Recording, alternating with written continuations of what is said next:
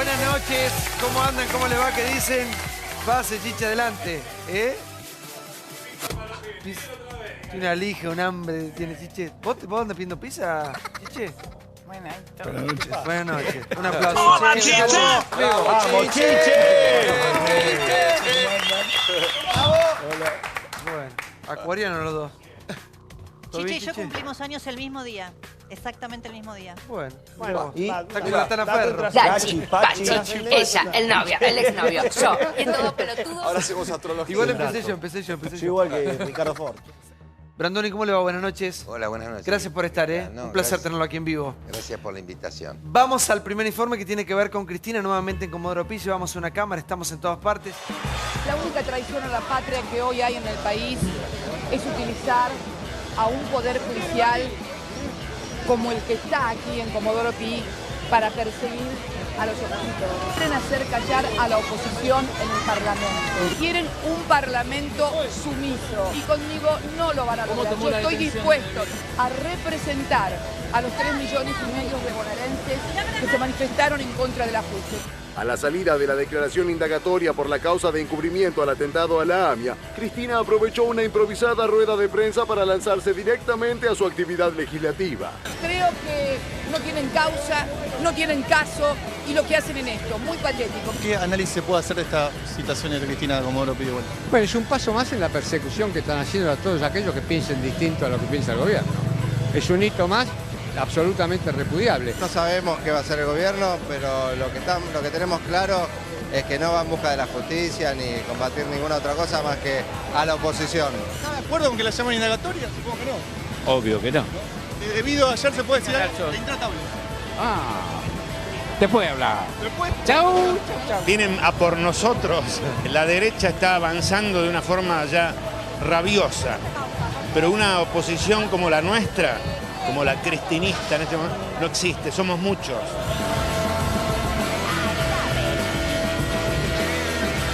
de todo el operativo y lo que pasó ayer con Debido. Otra vez, show mediático, persecución política. Fíjate lo que pasó con Debido, es un mamarracho judicial, ¿viste? ¿Cree que se puedan pedir el desafuero de Cristina como senadora cuando asuma? La verdad es que no hay límites. Todo puede ser posible. Lo están diciendo. Las reglas del juego institucionales hay que respetarlas. No importa si una mayoría o minoría. Metan a todos presos. Es absurdo, ¿no? Si la tocan a Cristina, qué quilombo se va a armar, ¿viste? Dígale buenas noches. ¿Cómo estás? Buenas noches, Santi. Bueno, una nueva indagatoria para Cristina en esta causa que es la que más le preocupa, como decimos siempre, que es encubrimiento, que es traición a la patria, no es OTESUR, es la que ella misma admitió que es la que más le duele.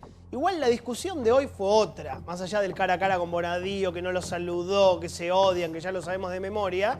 Hoy la discusión fue qué va a pasar con los fueros de Cristina, teniendo en cuenta lo que viene pasando con Julio Debido, que lo desaforaron y que hoy por hoy está preso en el penal de Seiza. Graciela Ocaña fue la que tiró la primera piedra y dijo, tal vez Cristina no llegue a asumir como senadora nacional si un juez le pide el desafuero, aclaró rápidamente. Cristina ya tiene fueros. Desde el momento que fue electa, el 22 de octubre, el domingo pasado, ya tiene fueros.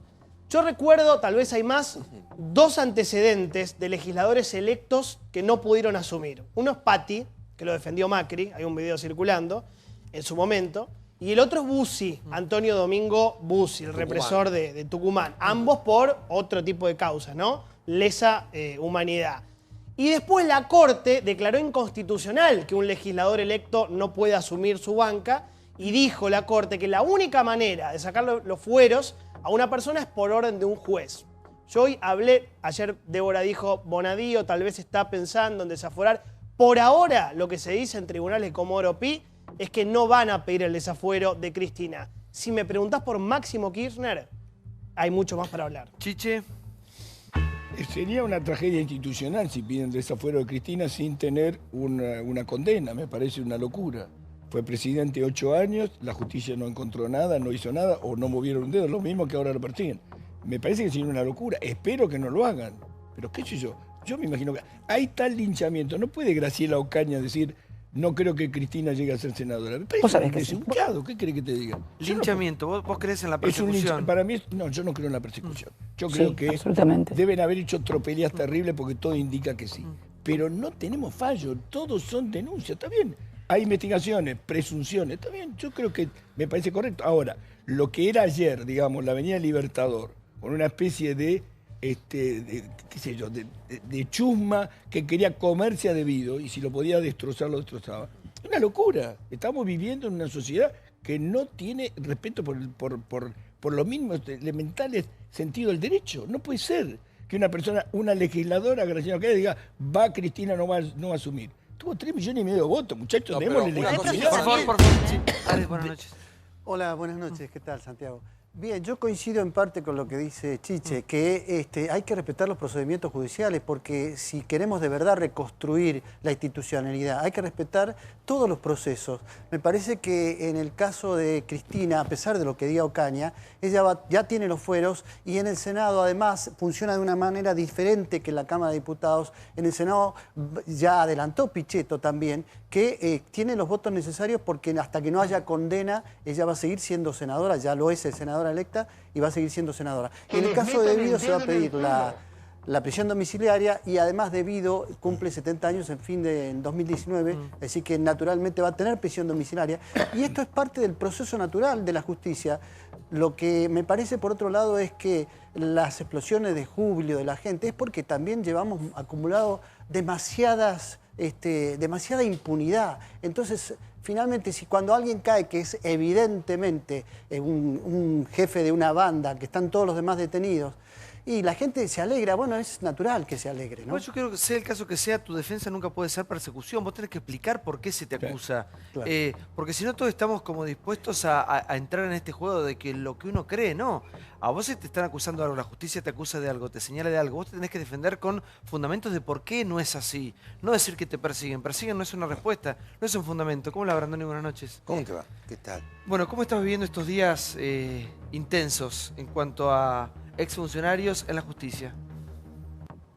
Yo primero quiero decir que estoy muy contento por el resultado de las elecciones. Parece que es lo suficientemente importante como para destacarlo. Yo en el tema de la justicia no me puedo meter porque la verdad no tengo idea. Puedo dar un parecer como un hincha de fútbol habla sobre el director técnico, pero la verdad que no tengo elementos para juzgar esto. Lo que sí pasa que hay una conmoción por los personajes que están siendo detenidos, que es como se decía recién, la gente estaba muy harta de impunidad, y entonces aparecen manifestaciones que acaso sean un poco desdichadas, no lo mejor que nos puede pasar, pero es natural. Fueron muchos años de impunidad, muchos años de impunidad. ¿Y crees que es el comienzo de una nueva era, que la justicia finalmente va a ser independiente, que se va a depurar la justicia, o es simplemente el momento? Yo no me atrevería a decir eso, porque lo único que yo sé, la única certeza que tengo, que de los 12 jueces federales que hay en Comodoro Pi, 11 fueron nombrados por el kirchnerismo. De manera que, así como estuvieron quietos, ahora pareciera ser que se mueven algunas causas, o además han pasado muchos años. No nos olvidemos que todavía falta un paso judicial más para condenarlo a Menem en una causa que empezó hace 22 años. De modo que es hora de que estemos apurando los tiempos, acortando los tiempos, porque si no, como suele decirse, la justicia que tarda casi no es justicia, me parece. Sí, Ahora, yo no veo que haya tanta rapidez como aquí se esgrime para decir que hay una suerte de tinte político en las decisiones de los jueces. Las denuncias contra Julio De Vido, que empezó la doctora Elisa Carrió, son del año 2003-2004, de modo que estamos hablando de 10, 12, 13, 14 años de trámites judiciales para llegar a esta instancia. Hay procesamientos, no hay solamente imputaciones o el inicio de una investigación. Yo digo, entre los 22 años de Menem, que recién nombraba a Brandoni, como no tiene condena firme, no hacemos nada. Y la decisión de, como no tiene condena, que sigan integrando un cuerpo parlamentario tan prestigioso, debería serlo, como Cámara de Diputados o de Senadores, tiene que haber un camino intermedio. Si los procesamientos existen y si los argumentos de la justicia para el caso Julio De Vido fueron que tiene poder, tiene dinero y tiene posibilidades de entorpecer el desarrollo de las causas. El mismo argumento, si jurídicamente lo tomamos como válido, puede ser utilizado para Cristina Kirchner. ¿Va a suceder o no? Será una decisión de la justicia. Hoy la información circula en los corrillos. Poneme la foto esa de Cristina dando ella dijo en una conferencia de prensa, no contestó preguntas, de hecho le preguntaron 3 o 4 veces por el Natalia vídeo y no Hurtado, quiso sí. abrir el juego con respecto a ese tema, el juego de preguntas y respuestas, ¿no? Pero fíjense que dentro de las caras no hay mucho peronismo. No. No hay. No, los que estaban Claro. básicamente. Pues está eran- Pedrini, sí. Ahí lo ves a Recalde, está Vallejos, Pedrini. que lo acompañaba. Pedrini ahí a la izquierda, lo vas a ver. Seco. Bueno, Parrilli que siempre lo acompaña. Bueno, obviamente. Yasky, Sabatero. Bueno, Yasky está bueno, pero habla del peronismo. peronistas Sí. no. Sí, pero del peronismo, Claro. gobernadores, intendentes, Intendentes. hace rato que no. Bueno, ahí está Ferraresi, el único, lo veo por ahí, intendente de Avellaneda. Ahora, me gustaría sí, con escribir el algo. Senado. Hoy la situación judicial A de la izquierda Cristina es la con el Senado. siguiente. Causa dólar futuro está procesada por fraude al Estado y va a juicio oral en breve. Causa Los Sauces está procesada por ser la jefa de una asociación ilícita. Causa Vialidad Nacional está procesada por integrar una asociación ilícita. Causa Nisman, hoy la llamaron indagatoria. Causa Otesur, indagatoria. Cristina va camino a tener 5 procesamientos. 5, igual que debido. No es Y la- culpabilidad el procesamiento. no, semiplena prueba de culpabilidad. La única forma de que Cristina no tenga los fueros, sea desaforada, es que haya una orden de detención de un juez. Sería muy fuerte que eso pase. Porque, ¿cuál sería el argumento? Lo mismo que con debido, que tiene mucho ¿Quién poder es abogado y que acá? puede Vos sos destruir abogado, ¿no? pruebas. Te quiero hacer una pregunta. ¿Por qué siempre la estrategia es presentar un escrito? ¿Por qué no contestar preguntas ¿La estrategia de quién? de ella? Bueno, es una estrategia que ha definido con sus abogados. Lo que pasa es que la cuestión acá es la siguiente. Para que el pedido de desafuero sea válido, primero lo tiene que definir la justicia. Y lo puede definir en 2 supuestos. El primer supuesto es que haya una condena firme y justamente vos tengas que eliminar el privilegio constitucional de exhibición de arresto y a partir de allí venga el pedido de desafuero. La otra posibilidad es la que nosotros ejercimos ayer en la Cámara de Diputados, donde un juez solicita el desafuero de debido porque entiende que durante el proceso hay un peligro de obstaculización de la justicia, porque debido, y esto lo dice la Cámara y lo ratifica el juez, de acuerdo a la influencia que ejerció, de acuerdo al protagonismo que tuvo, de acuerdo a la complejidad y la magnitud, de acuerdo a los distintos eslabones de gobierno que tuvieron que intervenir en esa trama de corrupción, puede interferir en el normal desenvolvimiento de la justicia, con lo cual nos ponía al Congreso de la Nación en la necesidad de decir, bueno, miren, le vamos a dar la razón a la justicia, o por el contrario vamos a terminar encubriendo debido, vamos a terminar permitiendo que debido obstaculice el proceso y en definitiva se garantice impunidad. Sí. ¿Imaginabas esta foto de lo que está sucediendo en estos días, lo que pasó ayer con Debido? Chicha recién decía la espectacularidad, ¿no?, de esa detención. ¿En algún momento imaginabas que iba a pasar que un exministro como Debido, tan importante, con tanto poder en su momento, terminara así? Por muchos años parecía que no, pero resultó que sí, efectivamente hubo denuncias fundadas. La justicia se tomó unos años, porque desde 2004 hasta ahora pasaron 13 años, de modo que se tomaron los tiempos. No es una persecución, no hay una persecución política en esto. Quien afirma eso está aventurando un despropósito, porque son muchos años, son décadas. De manera que, no, pero me lo imaginaba y en todo caso lo esperaba, que alguna vez ocurriera, que se pusiera coto o por lo menos una sanción severa a quien ha hecho de la corrupción un espectáculo. Luis, vos fuiste una persona muy cercana a Alfonsín, a Raúl Alfonsín. Viste lo que era su momento de esplendor, esos primeros años, lo que fue la vuelta de la democracia, y también viste cuando hubo vientos de cambio y todo pasó. ¿Crees que estamos en un momento de una transición hacia algo nuevo en la República Argentina? Que de hecho lo pudimos comprobar en las urnas el otro domingo. ¿Pero pensás que esto cambió hacia un futuro? Gobierne quien gobierna en un futuro, ¿eh? Gobierne quien gobierna en los próximos años. No, yo tengo la sensación de que sí, de que hay una especie de bisagra en la historia, es posible. Claro. Pero esto no empezó el domingo pasado, empezó en el 2015, cuando se produjeron un resultado electoral que sorprendió a muchos, y me incluyo.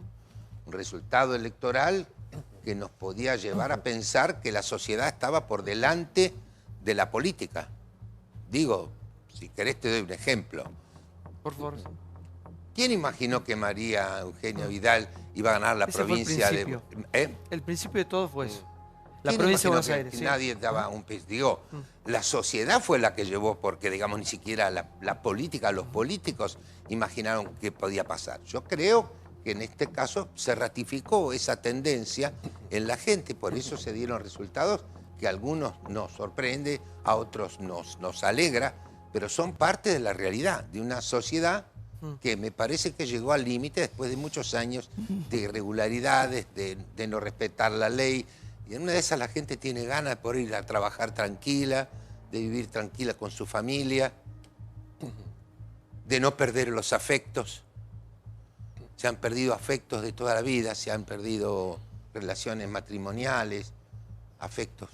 Me pasó a mí como nos pasó a nosotros, a muchos en esta pelea. Muchos de nosotros. Sí, digo, porque esto es un fenómeno que se produjo con el gobierno que se fue, con el gobierno que dejó una herencia cultural muy complicada, que nos dio cátedra incluso a los jóvenes en las escuelas secundarias, en las universidades, que quien no piensa como nosotros es un enemigo.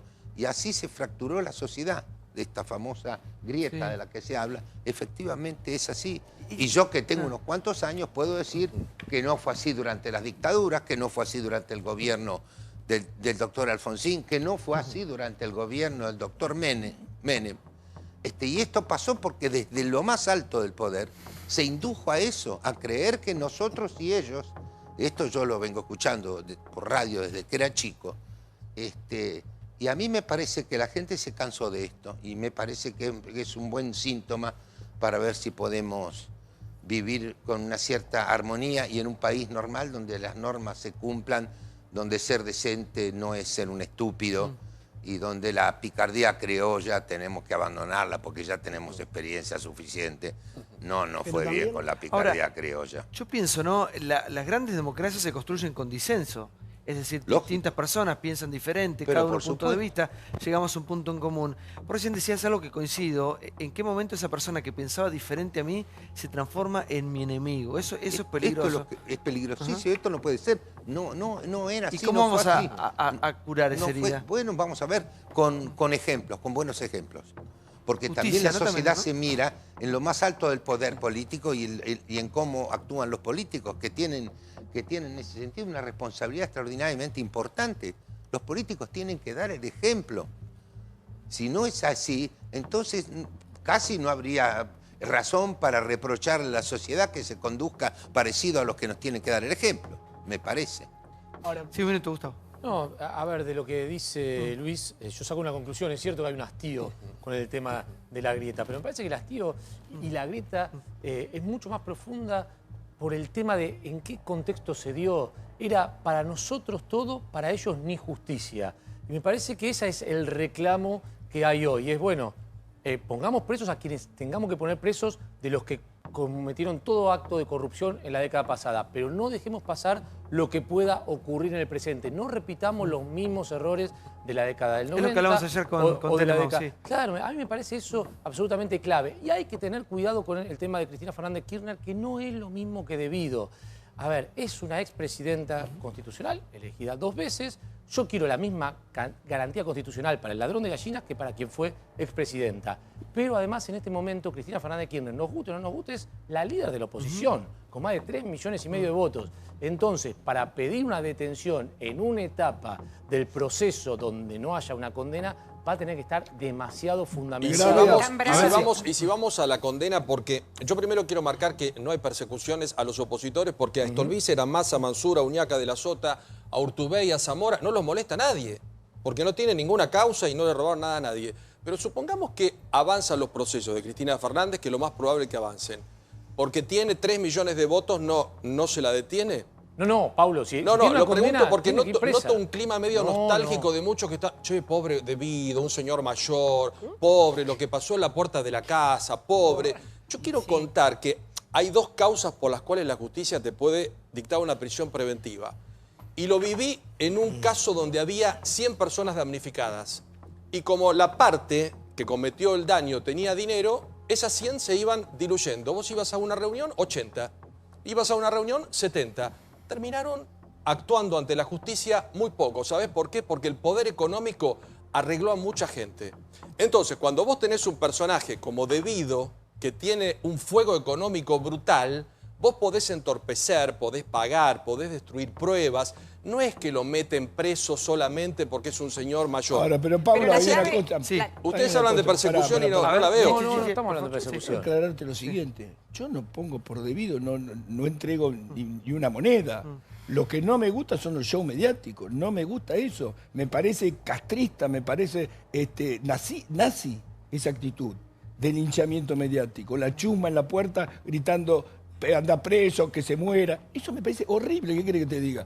Ahora, si hay elementos para detener, a ver, la misma justicia que dice Luis, que se tomó su tiempo porque eran poder. Sí, y los presos son cagones. Ahora, un minuto. Sí, son cagones. No, que primero que lo del show mediático también es subjetivo porque otros decían que era show mediático lo otro, pero la clave de lo que están diciendo vos, Santiago, o dice Gustavo, me parece que tiene que ver con que la justicia actúe en presente y no sobre el muerto.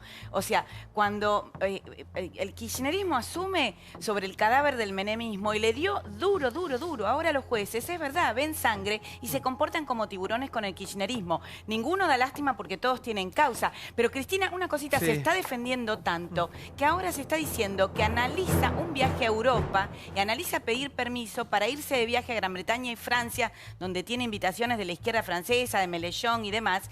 Y si eso ocurre, ella va a ir y presentarse como una perseguida política como lo hizo ya en Atenas. Yo quiero también, después viene Kovlatov, que le voy a preguntar a Santiago, poner la foto de Debido ayer, la que le sacan. Quiero preguntarle qué representa para una sociedad que un ministro tan importante de tanto tiempo esté sospechado, esté acusado de semejantes actos de corrupción, ¿no? Porque parece que excede de la persona y habla mucho también de nosotros como sociedad. Claro. Quiero que un filósofo analice estas imágenes. La otra, por favor, la que está... La caída de los dioses. Sí, esto es muy fuerte. Tremendo. Digamos, porque no es una imagen alegre. Obviamente que todos queremos justicia. Yo creo que la gente se junta y todo chiche porque siente que le robaron la de ellos, ¿no? Sí. La de todos nosotros. Por eso la corrupción no tiene bandera, no tiene ideología, no tiene política. El que chorro que es corrupto es corrupto. Ahora, me parece que nos pinta a nosotros como sociedad con acusaciones que superan, esto viene desde el año 2004, correcto, las denuncias. Y como sociedad también nos permitimos llegar hasta este punto. Es decir, ¿cómo va a seguir la justicia de ahora en más cuando hay una sociedad que se da cuenta lo que significa para un país la corrupción? En índices de pobreza, en obras que no están, en cómo repercute. Si vamos a volver a repetir el modelo o es que cambió la cabeza nuestra. Es incompleto. Esa foto es incompleta. A ver. Vamos a suponer que la cifra de los 7.000 millones de dólares que hablamos la otra vez, con el sobreprecio de los barcos que traían gas, sean 3 o sea 1. Vamos a suponer que sea 7.000 o 1.000. ¿Cómo triangulás esa plata sin banqueros? ¿Dónde están los empresarios que lo garparon? O sea, el único responsable es Debido. No. Es decir, yo voy a creer en la justicia cuando me digan. El Lavallato, ¿por qué es creíble? Porque fueron los que pagaron y los que cobraron. El Manipuliti, ¿por qué era creíble? Porque iban los que pagaban y los que cobraban. Sí, pero el que me tiene que representar a mí, cuidar mis intereses, es el que yo voto. Tenés medio gabinete preso. A ver, lo que es triste. La verdad que más allá de cómo nos sentimos como argentinos, es muy triste, Santiago, porque el que es responsable es el Estado. Claro. Es el Estado el que está... Yo lo que digo es que lo triste para los argentinos es que, por supuesto, uno se congratula si es que se hace justicia, pero esto no pasó creo que ni con el menemismo. Hoy tenés prácticamente un gabinete entero tras las rejas. ¿Eso cómo habla de nosotros como sociedad? ¿Cómo nos describe a los argentinos y a su clase dirigente? Está bien lo de los empresarios, está bien lo de los banqueros, pero digo, ¿qué clase dirigente tenemos si después de 12 años de gobierno tenemos prácticamente un gabinete completo preso? Sí. Claudio. Quería, sí, por favor. Ahora voy, Claudio. Sí, no, quería agregar algo a lo que me señalabas.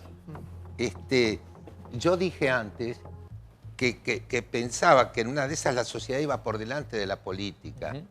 Esto significa, según mi criterio, que la política el domingo pasado le amplió el crédito al gobierno, generosamente. Pero que ese cambio que yo creo que puede haber esa bisagra, incluye, de acuerdo a mis expectativas, que la sociedad no le firme un cheque en blanco al gobierno, sino que le amplíe su crédito. Esto significa que no va a pasar lo mismo y que la sociedad no va a tolerar otra vez cosas que no debimos haber tolerado. De modo que algunas garantías podemos ofrecer de que frente a hechos de corrupción, algunos de los que apoyamos este gobierno vamos a salir a criticarlo y a juzgarlo como corresponde. Sí, Claudio. Algunos datitos frescos. y una interpretación pequeña. Los datitos. Hubo reuniones estos días porque la política está muy pendiente de lo que pasa terminadas las elecciones. Los 2 datos de la semana fueron de Vido y hoy Cristina, digamos, esto hacia dónde va, con qué velocidad va. Y un poco lo que decía también ayer Débora, el juez Bonadío hizo saber a algunas personas que no va a pedir el desafuero y la detención de Cristina antes de que el proceso, por lo menos la causa que tiene él, muy seria, la que más preocupa a ella, que es la causa de la denuncia de Nisman, el encubrimiento del atentado a la AMIA, antes que avance. Mientras tanto, el senador Pichetto, adversario acérrimo de Cristina, hizo saber también que en el Senado no van a estar los votos para sacar a Cristina antes que haya una condena. Y desde el gobierno hicieron saber que tampoco tienen tanto apuro porque Cristina esté en la calle. La quieren de contendiente. Todo esto pasó en las últimas 48 horas, pero guarda, porque acá hay una serie de, como dijo recién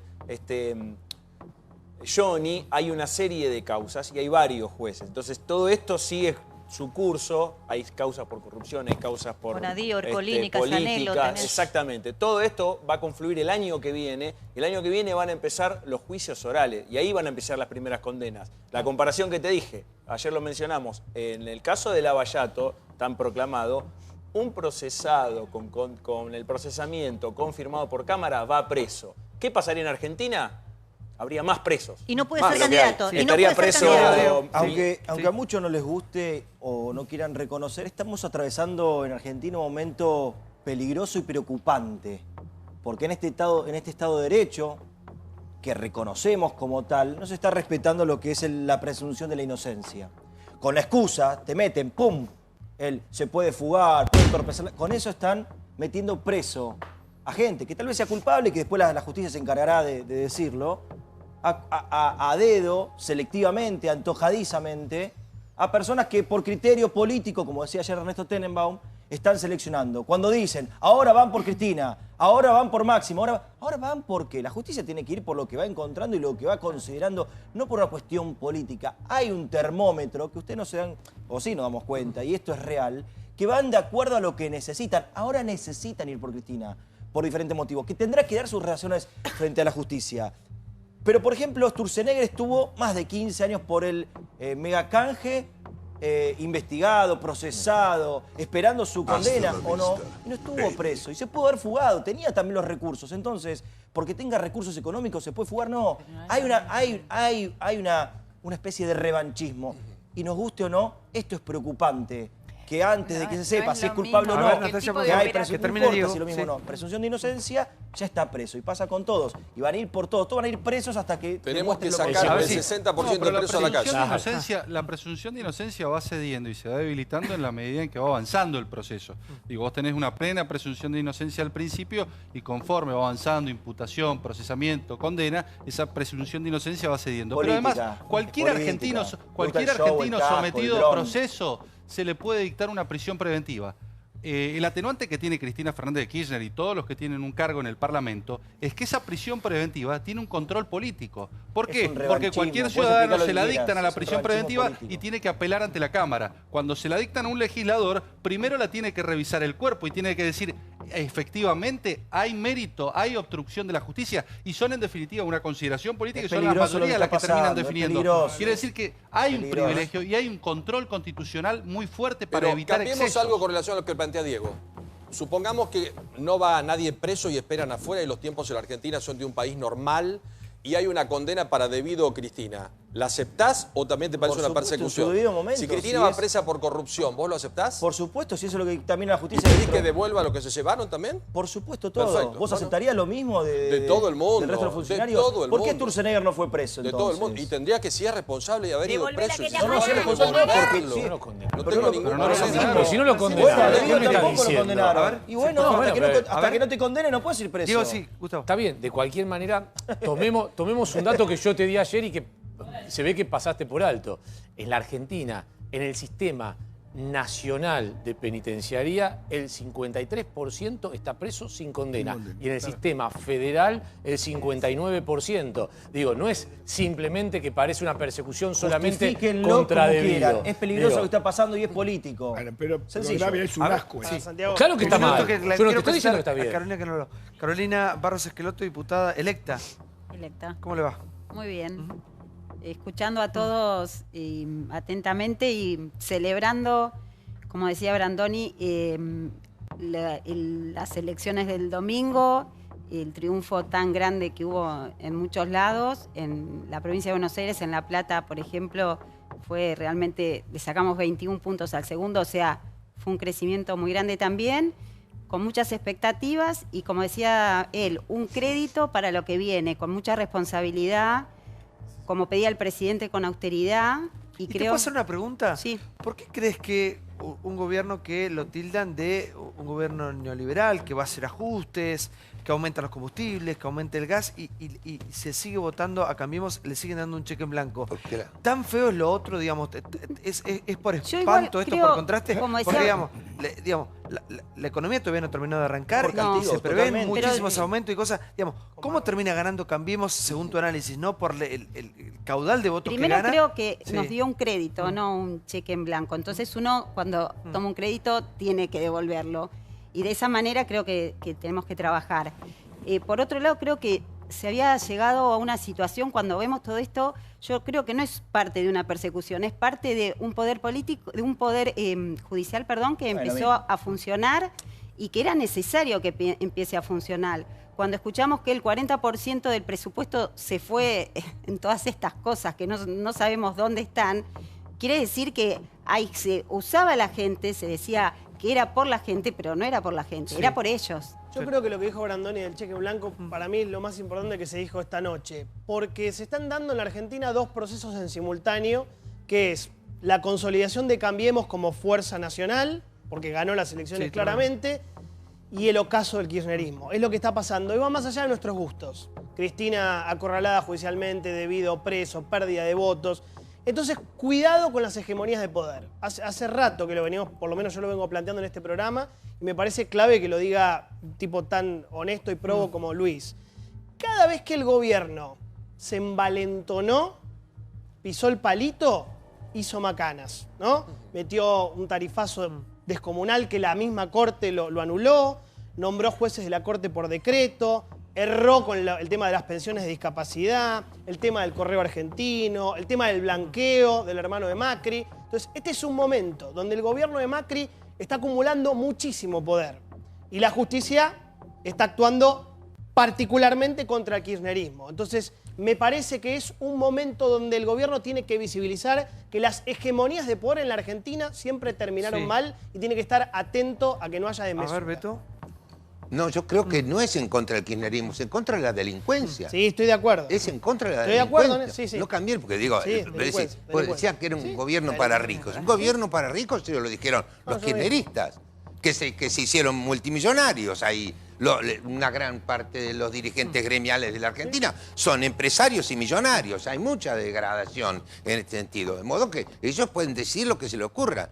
Pero también tenemos la obligación de señalar que se hicieron cosas de las cuales no tuvo la habilidad el gobierno de señalarlas y de ponderarlas. Porque digo, tuvo más prensa los 20 pesos que se le descontó mal a los jubilados que la reparación histórica de los jubilados, que me parece que es una cosa que vale la pena. ¿No es cierto? Y es verdad, el gobierno se equivocó y supo reconocerlo, lo cual es bastante saludable. Porque tuvimos un gobierno que no reconoció nada, ni quiso ver nada, ni la pobreza, ni nada. Cuando lo voltearon al doctor Ilia, el nivel de pobreza en la Argentina era del 3%. Cuando terminó el gobierno de los Kirchner, que terminó constitucionalmente, había 10 veces más, el 30% de pobreza. Esto habla de que vamos a ver al cabo de un tiempo, y yo espero que terminemos de hablar ya de la elección y empecemos a vivir normalmente. Que terminó de hablar de kirchnerismo, sí. ¿Quién es quién? ¿Quién está haciendo algunas cosas que tienen mucho que ver con la sociedad? Mucho que ver con la sociedad. La obra pública tiene que ver con el respeto a la sociedad. el tema de lo que está ocurriendo, que es verdaderamente una especie de revolución social, que son los créditos hipotecarios que empezaron el Banco Nación, el Provincia y el Ciudad, y ahora hay 16 bancos más que se le está facilitando a la gente joven, sobre todo, la posibilidad de con ahorro, como nos enseñaban a nosotros de chicos, poder tener la casa propia y el techo, que es lo primero, así decían los inmigrantes. Recién decías como cuando era chico. En un momento ustedes cuando eran chicos vivieron muy bien, la Argentina fue otra. Otros índices de pobreza, hablo de muchísimos años atrás, pero ¿crees que puede volver esa Argentina del trabajo, esa Argentina ¿Y la aspiración de quién no quiere esa aspiración? ¿Quién no número de pobreza con Pero ¿quién no quiere esa aspiración? Digo, 12 años de kirchnerismo que se va con el 40% de trabajadores en negro. Es una ofensa a la sociedad.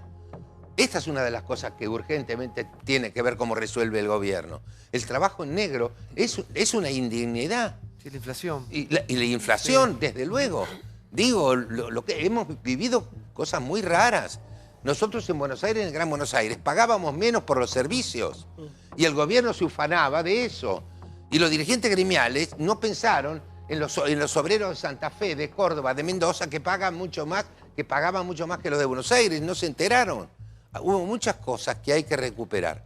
Y me parece que es la aspiración de todos, de todo bien argentino, tratar de eliminar cuanto más se pueda la pobreza, que haya el trabajo sea digno, pero estas cosas no se logran con actitudes de revancha, no se logran con la toma de los colegios, esto se toma con diálogo y es una de las cosas que me parece que tenemos que recuperar.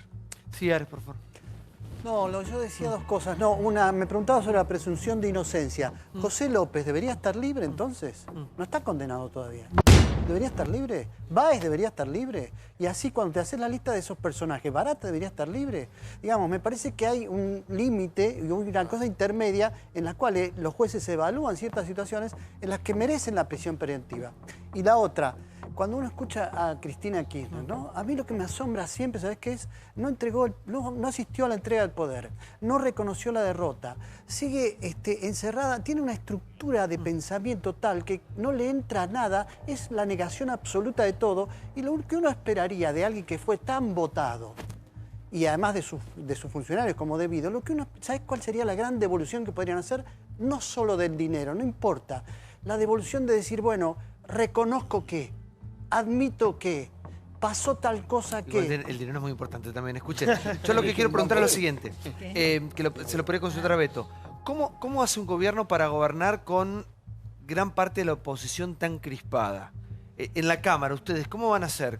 Eso es uno de los buenos ejemplos de lo que puede estar orgulloso el gobierno, que se hizo cargo del gobierno en minoría en las dos cámaras, en minoría en la Cámara de las provincias.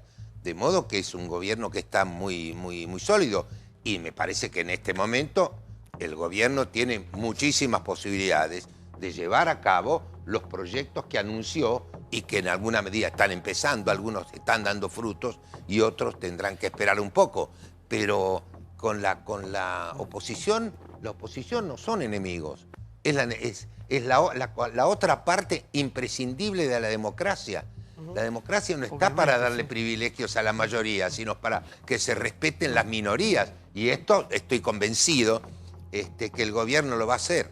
Por eso somos socios, los radicales somos socios de PRO y de la coalición. Un minuto, por favor, que quiero que se siente, para mí, una de las personas más brillantes, debe ser uno de los argentinos con la cabeza más brillante que yo he escuchado en mi vida, y una de las cabezas contemporáneas que tenemos el gusto de recibir acá. Hola, querido. Tocayo. ¿Cómo te va? Ahora empieza cuando vas a decir cosas, te hace un moño en la cabeza, vas a ver. Sí. ¿Cómo te va, Tocayo? ¿Bien? ¿Qué tal? ¿Bien? ¿Y vos? Y dice cada cosa. Sí. ¿Sabes lo que te he estado esperando, no? ¿Te han dicho, te han invitado mucho? Me parece el comienzo de un bolero. Por fin llegaste, ganas de escucharte tengo. Igualmente. Poné la foto de Debido que recién decías, ¿no? Yo, un funcionario con... ¿Cómo te va, querido? Un funcionario con tanto poder, durante tanto tiempo, más allá de lo que haya hecho, ¿no? ¿Qué significa para nosotros como sociedad permitirnos esto? O digamos, porque es un fracaso nuestro también.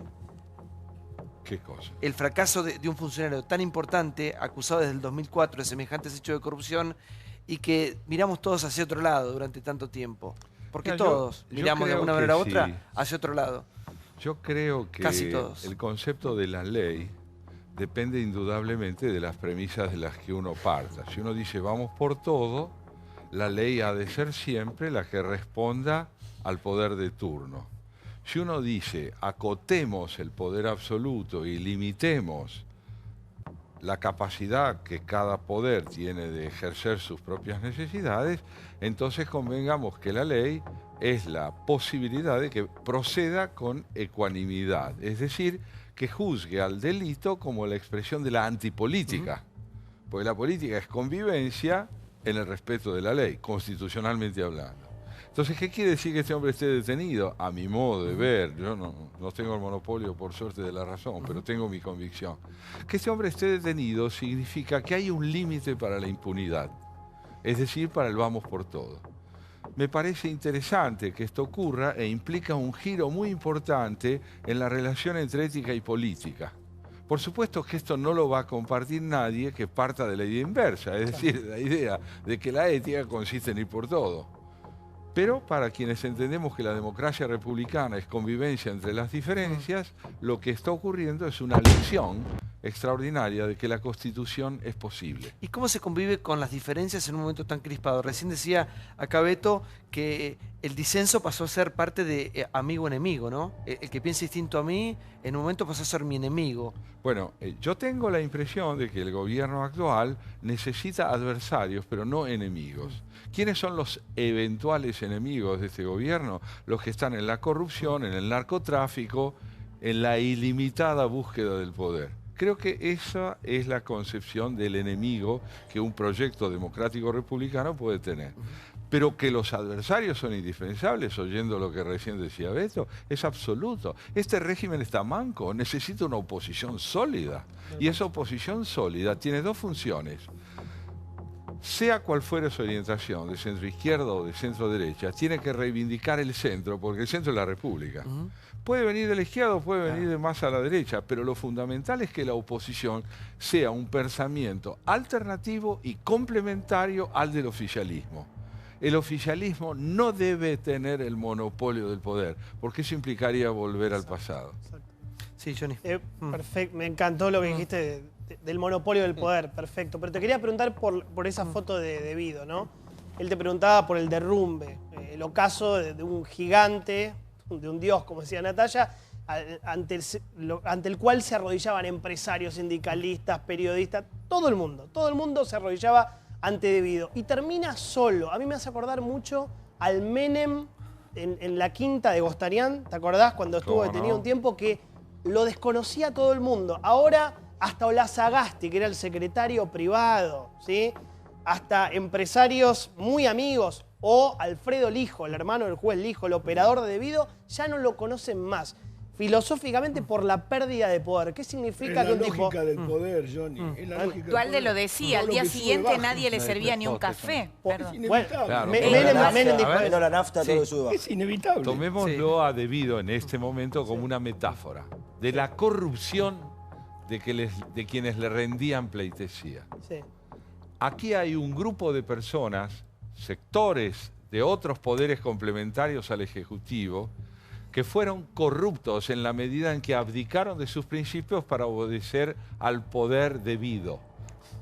En consecuencia, tenemos que buscar detrás de lo manifiesto, que es la figura de este delincuente detenido, a los otros delincuentes, que son aquellos que están dispuestos a venderlo todo con tal de acumular poder. Santiago, y hacia un futuro, yo recién le preguntaba a Beto que si alguna vez iba a volver a esa Argentina que seguramente él vivió, como la gente que ya tiene sus años, ¿no? Que en un momento este país fue un ejemplo prácticamente en todo, ¿no? Desde en riquezas, en derechos humanos, en educación. ¿Es posible reconstruir una sociedad cuando hay bases que están tan, o no existen o están tan débiles? Dos cosas te diría y creo que Beto va a coincidir conmigo. Nosotros no tuvimos un pasado perfecto y yo espero que no tengamos un pasado perfecto, un futuro perfecto. ¿Comparado con esto, sí? Prefiero un futuro perfectible. Ok, Es decir, una sí. democracia republicana es interesante en la medida que tiene un hondo sentido autocrítico. Por ejemplo, este gobierno tiene una urgencia esencial, que no es terminar con la pobreza, sino advertir que no tiene un problema más sustancial que ese y que tiene que encaminar la acción del gobierno hacia la reconstrucción de la dignidad personal de quienes no tienen ninguna significación cívica. Cualquier otra urgencia que no sea esta va a ser un pretexto para abandonar el dolor. Y el dolor no puede ser sustituido, no puede ser reemplazado, no puede seguir siendo negado. En consecuencia, yo creo que nos vamos a encaminar, y en ese sentido creo que el radicalismo en el año 83 fue un ejemplo espléndido, hacia la idea de que la justicia no es postergable. Y hoy la justicia es justicia social. Hay una vieja enseñanza profética que está en la Biblia que dice que donde no hay justicia hay ausencia incluso del déspota como persona. El déspota no es una persona, es la negación de la persona. Y si el pobre está ausente por marginación, el rico que acumula poder y arbitrariedad está ausente como ser humano. Sí, Gustavo. ¿Cómo le va, Cobado? ¿Qué dice, amigo? No, le quería preguntar, porque da la sensación, a mí me da la sensación, quizás sea equivocada, de que la sociedad busca siempre como un chivo expiatorio y exculpa todos sus pecados en su momento en Menem. Parecía que nadie lo había votado a Menem. Y hoy hay afuera, casi un 20% total. que parece que nunca votó a Cristina Kirchner cuando tuvo un poder delegado por esta sociedad. Entonces, ¿desde qué lugar, digo, se puede analizar a la sociedad argentina? Y si este cambio que hoy vemos momentáneo se puede transformar en un cambio permanente, que es en realidad lo que a uno más le preocupa a futuro, que no se vuelva a repetir cíclicamente esta historia. La salida de lo cíclico, a mi modo de ver, es tal vez la transformación fundamental de la Argentina en el orden de su estructura política. Porque este es un país monótono, es decir, repetitivo. Ahora, ¿cómo puede salir de la repetición? Comprendiendo la escasa rentabilidad social de la repetición y sobre todo de esa hipocresía profunda que es depositar en uno la responsabilidad de todos. Si alguna vez Cristina Kirchner gozó del 54% de los votos, no fue precisamente porque hiciera un espléndido gobierno democrático, sino porque era depositaria de una capacidad extraordinaria de persuasión nacida de su retórica, del encubrimiento igualmente notable de los delitos que practicaba su gobierno y de una necesidad coyuntural doble, la de los desposeídos de sostenerse en la prebenda y la de quienes fueron cómplices desde la riqueza en ser oportunistas. En consecuencia, yo no sé si esto se podrá transformar de inmediato. Usted pregunta bien, ¿alguna vez podremos? Mire, mi convicción es esta, hay que vivir intentando no ser tan mediocres. Hay que vivir intentando no ser tan mala gente, tener precio.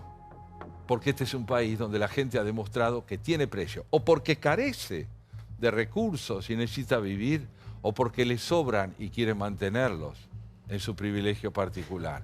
Es una tragedia, pero puede tener una atenuación profunda si aprendemos el don de la reciprocidad. Un poco más, no definitivamente. Decía Albert Camus, a mí me gustaría pertenecer a un partido político donde todos sus integrantes no estuvieran seguros de tener toda la razón. El oportunismo es una forma desvergonzada de la decadencia y de la corrupción. Víctor, sí, por favor, Chicho. No, digo, te quería preguntar a Santiago, ¿y la urgencia del hambre? Por eso digo, no hay urgencia mayor. Yo lo que veo que son los tiempos, ¿no? Los tiempos no son diferentes. Es un país que tiene 60% de los chicos pobres, que vienen arrastrados de antes, no lo inventó este gobierno. Pero digo, son urgencias que no sé cómo funcionan eso. Me enamora tus palabras, pero lo que digo es, ¿y la urgencia? Pero es que la urgencia hoy no puede ser solucionada en forma inmediata y de manera absoluta. No, seguro. Creo que el gobierno ha sostenido muchas de las medidas del gobierno anterior porque aún no tiene soluciones y las soluciones que tendrá serán progresivas y lentas. No pueden ser de otra índole si son verdaderas, si no va camino de la demagogia. Pero su tarea primordial es resolver el problema del sufrimiento y de la ausencia de quienes padecen hambre, porque cívicamente es una ausencia. Pero yo ayer me preguntaba, ¿no? Porque estamos en un país extremadamente rico. Esta semana estuvo Albino acá, ¿no? Hablando de la importancia del afecto, de la alimentación de los más chicos, bueno, hablando acerca de Conin, de su proyecto de tantos años. Y yo digo, ¿por qué nunca termina de ser prioridad o de urgencia, como decía Chiche, la gente más pobre? ¿Qué pasa con los gobiernos? ¿Qué pasa con los organismos de derechos humanos? ¿Qué pasa que todavía en esta Argentina, casi el 2018, en un país rico, con tantos alimentos, con tantos medios para poder sacar a gente de la extrema pobreza para que los chicos coman, sigue habiendo chicos desnutridos, chicos abandonados, chicos penetrados por el narcotráfico, atravesados por el narcotráfico? ¿Por qué siguen pasando esas cosas? Bueno, uno no puede dar una respuesta suficientemente satisfactoria, pero una convicción que tengo es esta. El ejercicio de la política concebido como acumulación de poder y oportunismo va en desmedro de la justicia social, es decir, de la instrumentación política de la pobreza. Porque una de las cosas terribles que se han practicado en los últimos años es la idea de que el Estado puede ser un recurso para la subsistencia de todos, no en la dignidad, sino en la duración. Durar no es lo mismo que vivir. Y el prebendarismo ayuda a durar, pero no ayuda a vivir. ¿Por qué? Porque la política es corrupta, es miserable, es antihumana, forma parte del reverso de los derechos humanos. Y quienes hacen la alianza con la corrupción política pueden levantar las banderas de los derechos humanos, pero no los representan. ¿Beto? Yo creo que es verdad lo que vos decís, y hay problemas que no se han resuelto todavía. Pero lo que no podemos es bajar los brazos y pensar que todo va a seguir así, porque es posible, así como tuvimos un país mejor, y efectivamente tuvimos un país mejor, hay otras cosas, muchas cosas que son importantísimas de mejorar y que van a llevar un tiempo. Digo, una crisis económica se soluciona con 2 o 3 buenas cosechas de soja en algún momento de este país. Pero el tema de la educación, que es una tragedia futuro, no se puede arreglar en 1 o 2 años. Necesitará 1 o 2 décadas, como necesitó Sarmiento, 42 años para votar la 1420 y hacer un país que eliminó el analfabetismo. Ahora hay que recuperar todo eso y eso efectivamente va a llevar tiempo. Y de lo que se trata es de que la gente sufra lo menos posible y tenga cuanto menos la noción de que alguien lo va a respaldar si llega un momento de angustia. Y yo creo que en esto está el gobierno y le va a llevar un gran esfuerzo. Todos, ¿no? Estamos todos, claro. Todos. E incluso tiene que estar, yo creo que va a estar, la oposición política y formal. Va a tener que estar en esto porque la tarea que viene ahora por delante es la de hacer realidad política de Estado que lleven mucho tiempo, que trasciendan los plazos de cualquier gobierno. Para eso tiene que acordar que en el medio estamos todos nosotros, hay un pueblo esperando por supuesto. De esas políticas, ¿no? Mirá lo que tenés ahí, Beto, mirá esa bandera. Claro. Que es más importante que todo, ¿no? Que cualquier gobierno, que todo. Sí. Y esa es la esperanza que se votó el domingo y que incluso de la cual participa la gente que no votó por Cambiemos. Porque ellos también quieren un país mejor. El tema es estar dentro del sistema o fuera del sistema. No importa a qué fuerza se ha votado. Ciertamente uno prefiere que haya ganado, en mi caso y en el de también, que haya ganado quien ganó. Pero de todas maneras, lo grande, lo renovador, es jugar el juego que impone la democracia republicana. Si uno está fuera de eso, opta por la violencia, bajo la forma de la corrupción o directamente de las manifestaciones arbitrarias de la violencia. Yo quería decir algo complementario a lo que dijo Luis en relación a la educación. Educar no solo es sacar de la miseria a quienes se encuentran entonces en el plano económico, sino también en el plano de su formación, y también eludir las tentaciones de la tecnocracia. La tecnocracia es la vertiente opuesta a la de la miseria de quienes no van a la escuela. Es la presunción de que se tiene todo el saber necesario y se reduce la complejidad de lo real a las posibilidades de una técnica concebida idolátricamente, como idolatría. Entonces, eduquemos a las dos puntas, a quienes no van a la escuela para que ingresen a ella y sepan lo que es un maestro. y a quienes presumen saber para que comprendan la insuficiencia de lo que conocen. Sumar no es todo. Prever no es todo. Un título universitario no es todo. Todo es tener sentido cívico en la capacitación profesional.